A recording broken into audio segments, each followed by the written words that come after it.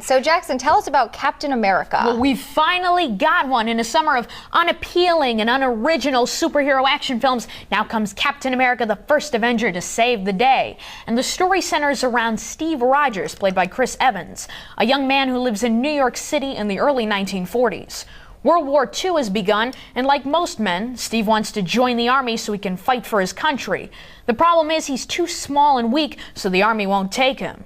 The always excellent Stanley Tucci plays a doctor who finally gives Steve the chance to enlist. He's then chosen to become the subject of an experiment in which he becomes bigger, taller, and stronger with the help of inventor Howard Stark, who just happens to be the father of future Iron Man Tony Stark.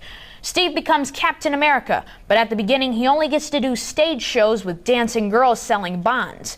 But soon he decides he wants to join the fight and start taking down the enemy, including Johann Schmidt, the evil leader of Hydra, a spin-off of the Nazis. Schmidt underwent a similar procedure years before, but it didn't turn out too well. So I guess the first thing is, a lot of superhero movies recently. Why is this one so much better than those? Really, because it's so much fun. It's got a great balance between action, some light humor, suspense, a romantic subplot. The music's pretty good, and even the 3D is not bad, though it's a little distracting at times. And for a change, this story is unpredictable the whole way through.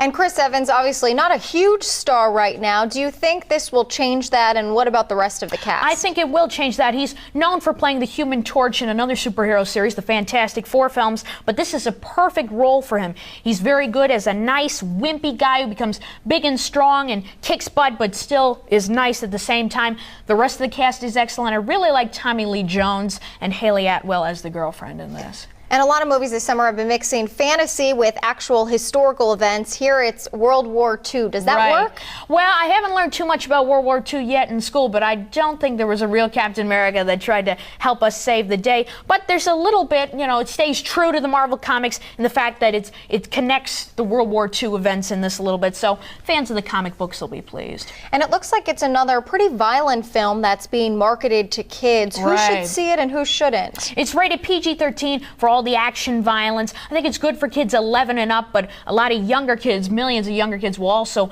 probably want to go see this movie, but it's good for kids 11 and up. A really entertaining, fun summer action film. And lastly, of course, we need to get the grade. On the official Kid Crick report card, Captain America, the first Avenger, gets a B+, and we'll also be seeing Captain America once again on the big screen in less than 9 months or so with the Avengers, which will reunite all these Marvel superhero characters into one movie. Very exciting for that.